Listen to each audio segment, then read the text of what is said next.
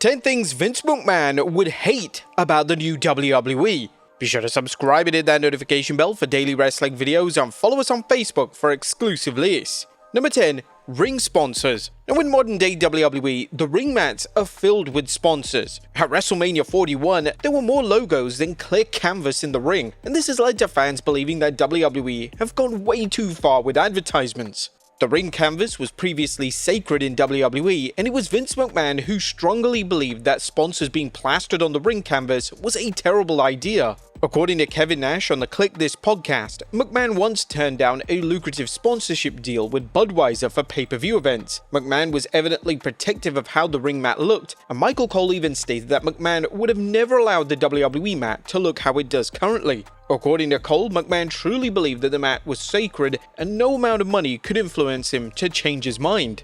Number 9. 5-match PLEs. One of the most common trends of the Triple H era of WWE is the 5-match card format for PLEs. Since taking over, Triple H has predominantly booked most shows outside of SummerSlam and WrestleMania to have only 5 matches. This has led to vast criticism from fans, as a lot of key matches are left off the show completely, and a strong portion of the show is filled with commercials and filler segments.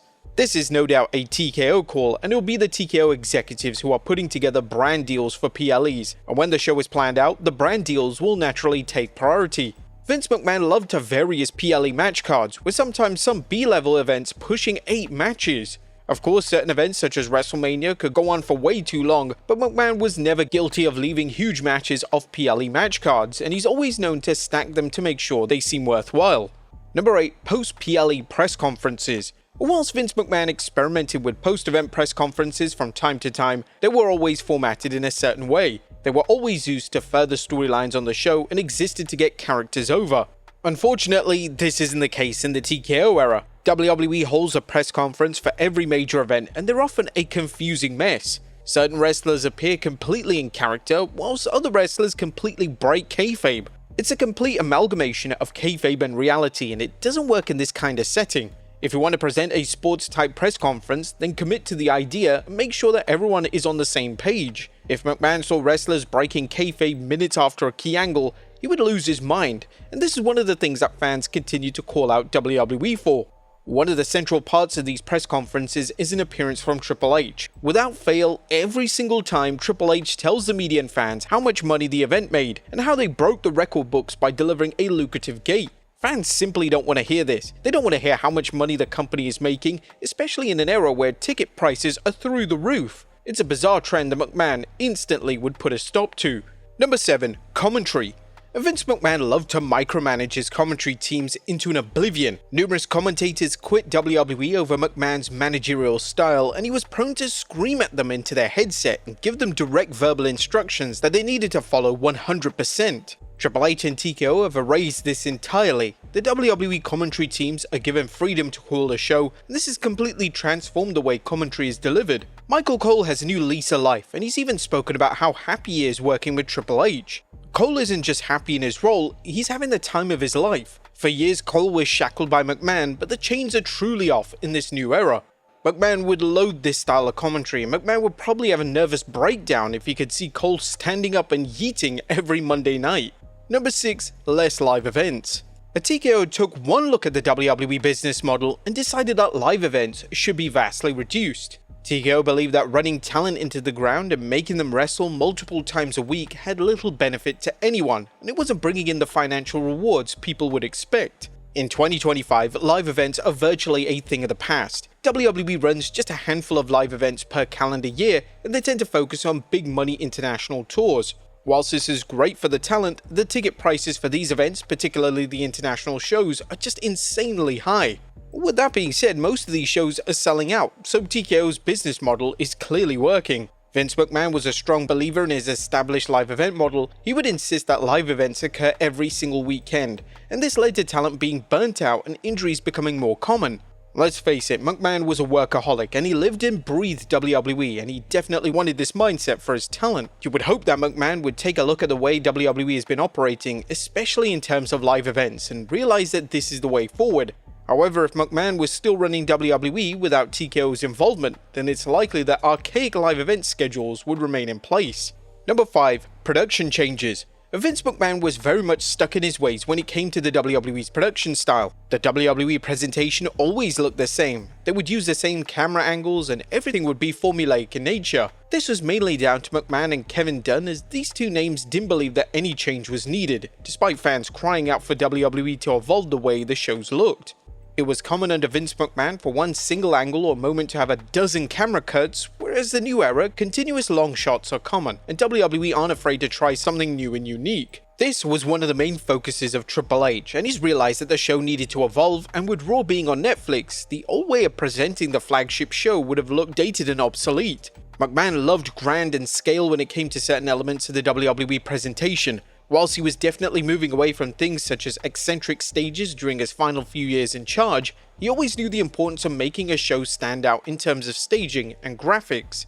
This sadly isn't the case anymore. Every single show outside of WrestleMania looks exactly the same, and WWE now even changes the staging around to accommodate more fans. The goal for WWE and TKO is strictly dollars and cents. Outside of shows such as WrestleMania, the way the show looks in terms of staging is virtually a non-factor, and TKO would probably remove the stage entirely and just use a lazy black curtain if it meant that they could cram in more fans into the arena. Number 4. Theme songs. A former WWE chairman, Vince McMahon, often took a hands-on approach with WWE theme songs. McMahon often cared deeply about the first impression, and if a theme song wasn't working, he knew it needed a change. There have been countless stories over the years of McMahon insisting that WWE got a specific theme song just right. Even when Jim Johnson stopped working with WWE, McMahon was still putting considerable effort into making sure the themes worked for each respective talent.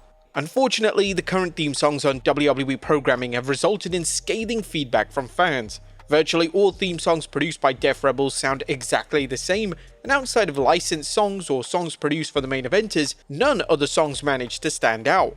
WWE and TKO don't seem to care about the theme songs, as there's no love or passion in any of the tracks. They just seem randomly assigned just so every wrestler has their own theme. It's sheer laziness, and there's zero excuse as to why the theme songs have shown little to no improvement despite years of fans complaining.